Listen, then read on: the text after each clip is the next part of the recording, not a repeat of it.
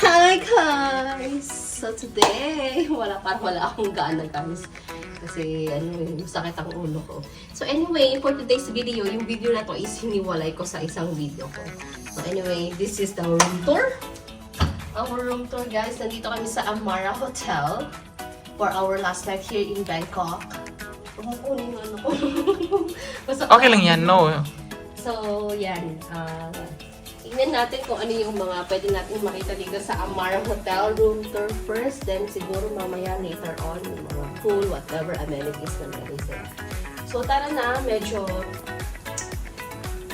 magulo na sa loob kasi nga syempre pumasok na kami. So yeah, let's go. You can go inside. So this is the so-called the mirror. The mirror. Ayan, and then, ayan. So, pagpasok mo, meron ka nang makikita ng dito, eme. Ang gagawin. Makikita ka ng cabinet dito, eme. Yan. So, meron silang bathrobe, sleeper, iron board. Ayan, kompleto sila. Pero wala silang extra na pillow. Next door is as usual, laging mayroong safe. Inside building. Here, marami. Here, ito. Plastic para sa mga Laundries. Next, dahil nandito na nga kami, meron na dito, pamlansya ng buhok. Char, hindi to sa hotel, ha? Ayan. And then, let's see what's here. Okay. The basic. Yeah. Nice, okay. Then, meron silang mini ref with 2 water bottle. Promoting Amara. Let's try how they taste like. Oh, taste expensive. Taste expensive. Really? Amara. One more because I'm so thirsty. The smell is also expensive. And let's see what's in here. Oh, the kettle alone. Wow. You see how nice. For this big Compartment, you can find this kettle. How nice. So rich this hotel. They can afford to do that. All the drawers. The last one is it's empty. And of course, you can put your shoes here. The luggage, that we have a lot of luggage. And my friend. Oh, hello. Is unpacking already. The rich kid of Singapore. Alhamdulillah. Alhamdulillah. So you can see how maybe, it's dusty, but still. Yeah, you can see the dustiness. Oh, there you can see. Come closer. Oh. This one, we're doing the review of this hotel. Yeah. You can see. Oh. You can see the dust Some flying over. Yes, but it's okay because this hotel they have this tripping, which is very good. You need to tell them, Jen, you go to Bangkok, you need to spend night. Yes, but if you go to Bangkok, maybe you can say it on my vlog. So instead of me saying, you can say it. Yeah, Right. so So what's your advice to my viewers? yes, Miss Singapore. To Bangkok, make sure bring this tripping truck. Because a lot of their hotels, they do not have this kind of, Although Yeah. it's tripping. so you need to spend time on this. This is very, very, very, very, very, very important. So that's my friend advice. Okay, so next, what can we see here?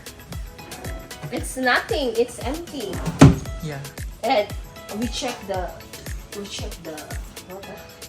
headboard. It's a little bit dusty. You never wipe guys. It's okay. Better than the previous hotel that we stayed. So anyway, they have this, how many inches I think? That's let's say, I don't know, maybe 40 inches. yeah, 40. 40 inches, okay. And they have this Working desk. phone. The working desk is so The working desk, so makes it very good and convenient mm-mm. for a working traveler like you. Yeah, okay. And then the view from outside. You can see. Yeah, I supposed to book that hotel, the Pullman, but yeah. Very picturesque. And yeah, you can see all the buildings. Although the previous hotel that we have is like we're in the 54th floor, you can see like the entire Bangkok, The entire city. the entire city of Bangkok. So yeah. You sit there, then you talk. Any. I'm going to sit here, according to my friend. So yeah, I mean, for our last night, I think this is the best choice that we have to stay here and relax. Not unlike the other hotel that we stayed. It's like too crowded, and it's not easy access. Because if you want to go to your room, you have to go to level 18. From level 18, that's the lobby, and after that, you have to go to your main room. So, and if you order the Grab, it's not advisable. Because you really have to go down and down and down. Because actually that hotel is like the tallest hotel here in Thailand. So anyway, it's kind of hot. I feel hot. Yeah, then later maybe we're gonna check the food, whatever they have here. So later on, see you later, guys. So, what would be your first impressions? Compared to that previous hotel, even though it's kind of dusty, and I have cough. Yeah. So it might trigger your cough. But that's fine. But this is more better than the other one. That's what I can say. So Amara, yeah, Amara Hotel. I'm promoting your hotel. Bacana main. Bacana man. So yeah, this is it. See you later. Yan, so tuloy natin yung ating room tour. Nakalimutan ko palang i-room tour ang toilet, guys. So, yan. This is how it looks like. Meron siyang eme-eming ganyan. And, meron silang hair blower. Hair blower. Amara. Actually, naligo na ako kanina dito, guys. So, ayan. Ito yung kanilang sabon.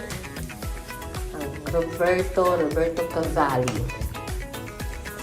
So actually guys, itong Roberto Cavalli, ganito rin yung gamit nila sa Marina Bay Sands sa Singapore. Kung mapapanood nyo yung mga vlog ko about dun sa hotel na yun.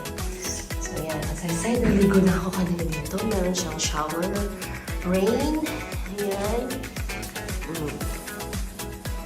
Ayan ang kanyang toilet. Actually, maganda siya guys. So that's the toilet looks like. There you go. Naka-bathroom pa ako. So ayan na nga. Ganyan siya. Ganito ang kanyang toilet. Ayan. And yeah.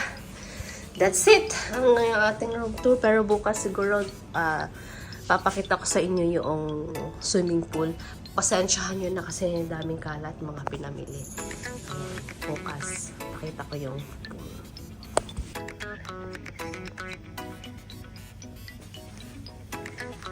Someone is watching online, selling.